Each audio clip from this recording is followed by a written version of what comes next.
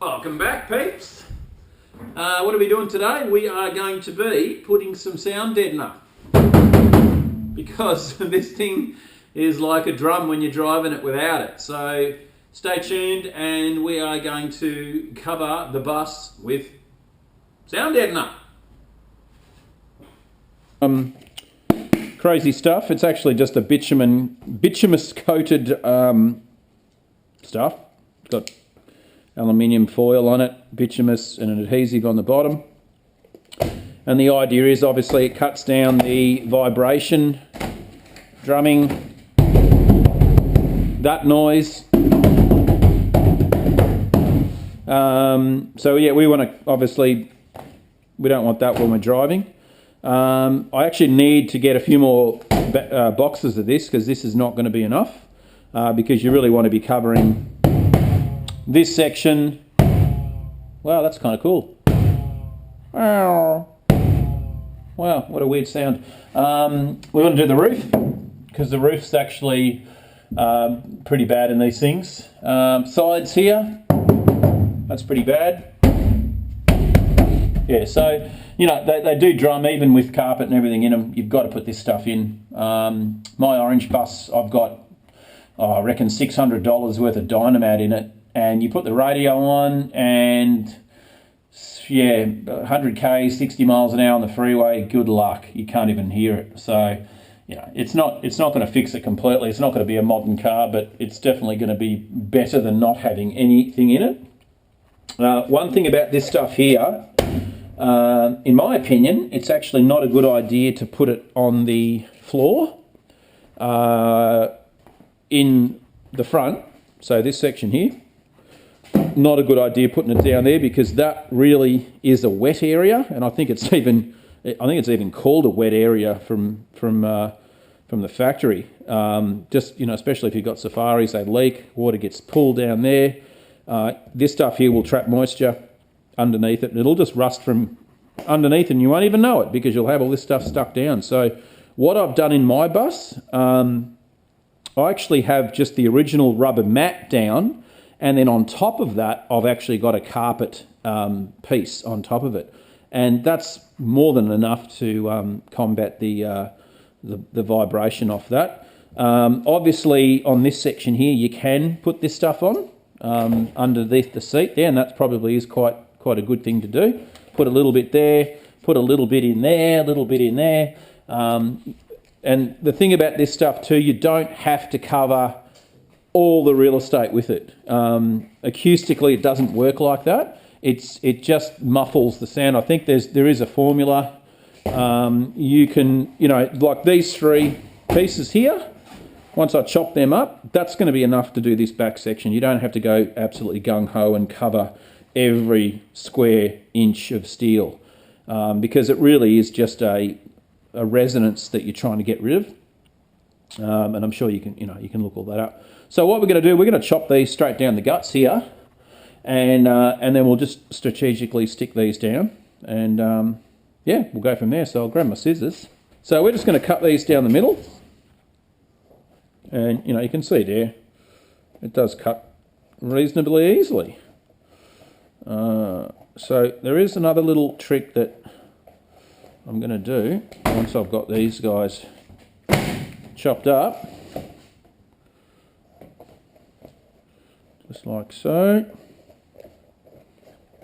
One thing about this bituminous material, you don't want to get it on your clothes or on your hands, because it's sticky and gluey, and it takes forever to get rid of it and get it off. I normally just use some auto thinners to get it off if I do get it on me, and I will. I'll get it on today, don't you worry. So anyway, there we go. So 4 pieces. Now I do have a roller, because rollers are good. And I also have some of this foil tape, and that'll come in handy later on. So the idea is, we'll just work this out and see where we're going to put them. And I was thinking down the lines of something like this. Being that here's the engine bay, that's probably going to be good enough. Right, let's do that. So first off, we're going to do a little sound test. Take these off. And we're going to have a listen to this.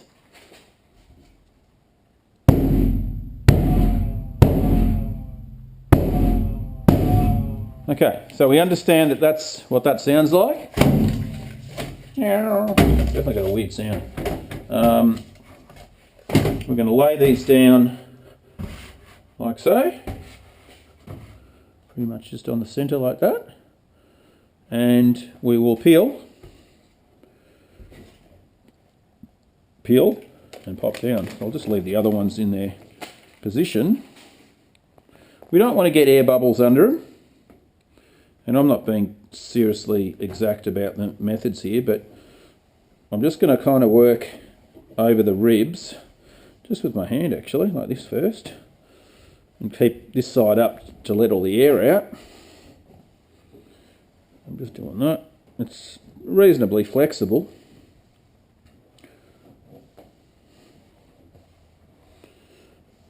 Like that. And then grab the roller .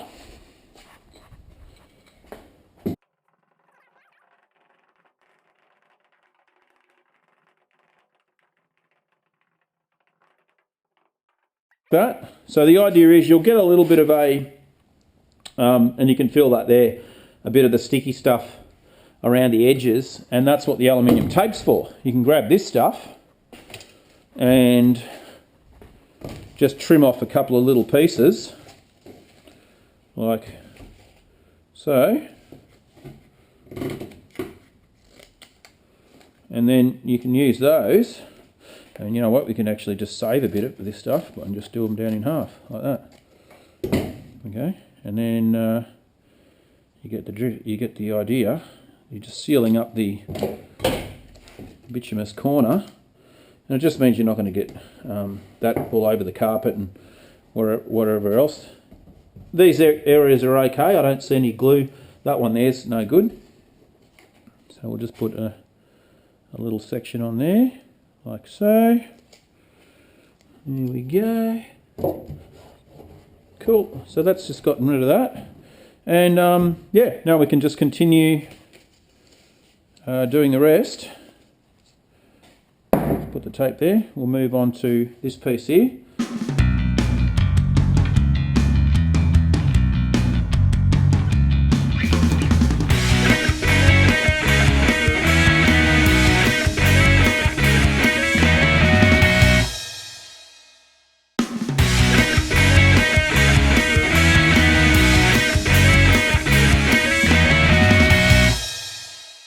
So the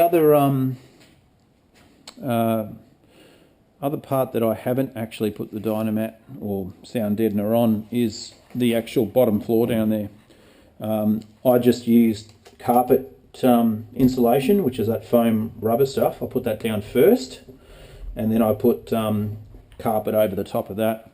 And again, I just didn't really want to seal that down with this stuff in case, you know, water got inside it, because, you know, I take it surfing and, you know, might put a wetsuit in there or something, or yeah, whatever might happen. So yeah, I've just kind of left it like that. Anyway, let's have a bit of a listen to the difference, just putting those 6 panels on. I'll just give this a bit of a bang like before.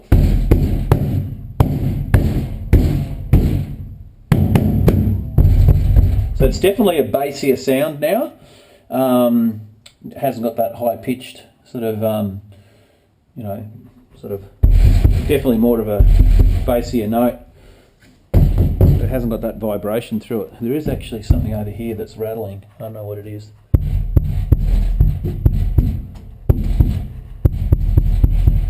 Oh, there you go, something there. There it is. So it's just, I've got a little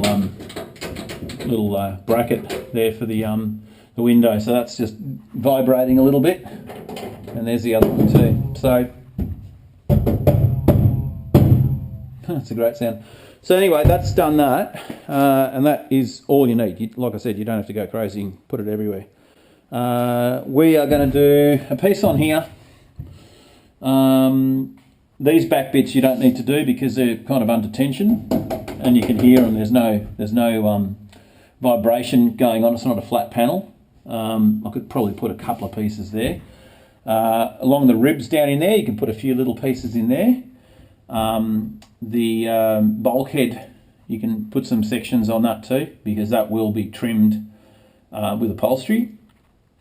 And then obviously the roof. Now you've got to be careful with the roof. You don't want to just slap it over the entire thing.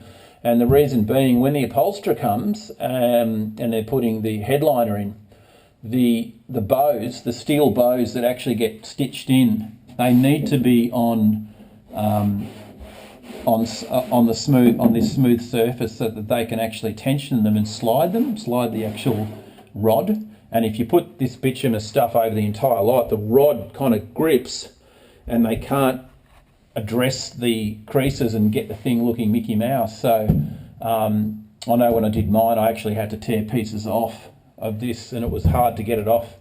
So you want to check with your trimmer where you want to leave the sections off. And that's just, that'll help them out. Otherwise their job's a lot harder if they have to get a Stanley knife and cut sections of it out of the way to be able to manipulate the bows and get them where they need to go. So anyway, that's just a thought with the headlining. Yeah, cool. So I'll chop up some more pieces and just distribute them around the that side long panel, and put a little piece on that one there. I think that might need it. These bits are fine because they've got ribs already on them and they're not too bad. It's really the big areas that need it. Cool. We'll continue.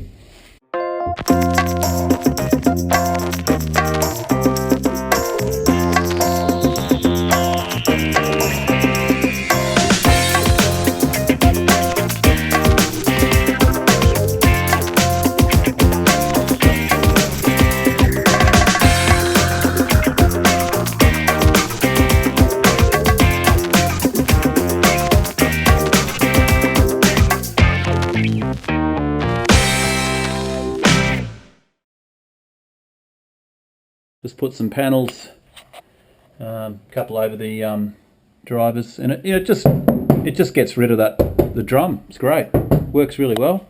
A couple back there. Obviously the curved areas here, because the steel's under tension, you don't really need to put it there. So like I was saying earlier, if you can go gung ho and cover the entire bus in the stuff, but it's actually quite heavy. Like a box of this. I don't know how many sheets were in there, but that was 20 something kilos. It was pretty heavy, so you are adding weight to the bus. So that's really all you need to do, a couple of panels like that. You use a little roller, and obviously you roll it, but it doesn't, unless you're really strong. I actually like to flip it around and actually just score these little lines in it, and it just makes the adhesive stick that little bit better. If you're not quite strong enough to do it, you can just heat it up with a heat gun. Get the bituminous stuff really sticky and just go over it with a heat gun a little bit, not too much, but that will also, stick it down. But really having this stuff come off, no way. Like it's if you put it on properly with some, pressure, you can see there, it'll actually take the foil off before it takes the bituminous stuff off the roof. So it really ain't coming off once it's on. It's actually quite difficult. Reason I've left gaps in it, I think I was telling you before, is for the bows with the headlining, because they put some felt here and then the bows actually can slide. So you don't want to have this right over the roof. Otherwise the bow will lock into this and then the upholsterer can't adjust the roof lining when he's putting it in. A little bit on here I've still got to go. I have done obviously this section here in there as well, and also on the front, a couple of panels there, a couple of little panels there. Again, you could put some extra little pieces if you really want to, but really only trying to get rid of that resonant frequency, which is like that humming noise. So, and it just deadens it straight down.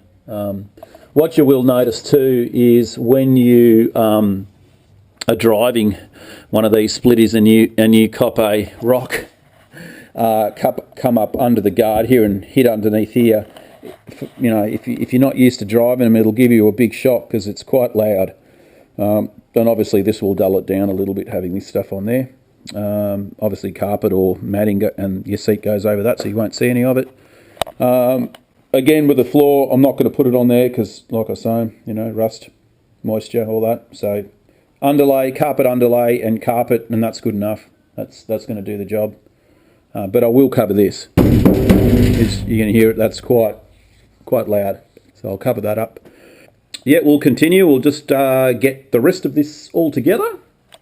A couple of more pieces on, and yep, keep going.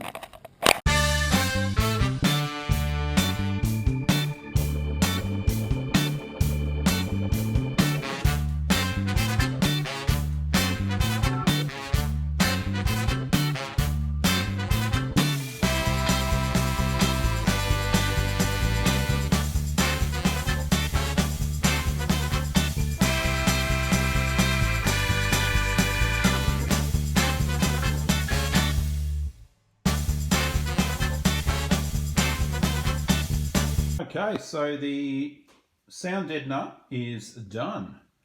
We've pretty much covered all the areas that need doing. It just takes down that drumming noise. I've done the cargo doors, which you saw on the time lapse there. 3 layers or 3 sections there, that's pretty much all you need. Obviously hung the doors, put the mechanisms on. I've got a couple of new chrome handles, actually the whole kit for this bus as well, so these will work nicely. There we go. And the door gap's not too bad. You never ever get these things 100% perfect, but you know, that's a swage line's pretty level across it, so pretty much happy with that. And yeah, interesting, someone was asking me about the indentation there in that side cargo door, and obviously that's for a left-hand drive vehicle. That door would be over there on that side, and obviously when you open it up, it goes, this section here would go into the front door handle on the driver's side or passenger side. Obviously from the VW factory, they just pumped them out. They didn't really care where they were putting them, so they ended up on the Aussie built buses as well, I suppose, so hence why that thing just goes to nowhere when you open the door. But apparently they're quite rare, so we just left it as it is because that's how it came. It was, you know, on the bus when they flat packed it to Australia, so that bit's all done. I've got the dynamat in the front too, just finishing off the electrics, got the steering column in, obviously all the pedals. I just got to do a little bit more wiring, and then I can put the parcel tray in and yeah, get the steering wheel done as well. So she's coming along, got the front badge on, obviously. That's all done. She's starting to definitely look like almost a finished bus, which is cool. And then we'll be getting on to the new project. So this one will be getting, we'll be going out of here and yeah, we'll start something new and exciting. All right. I will see you guys later on.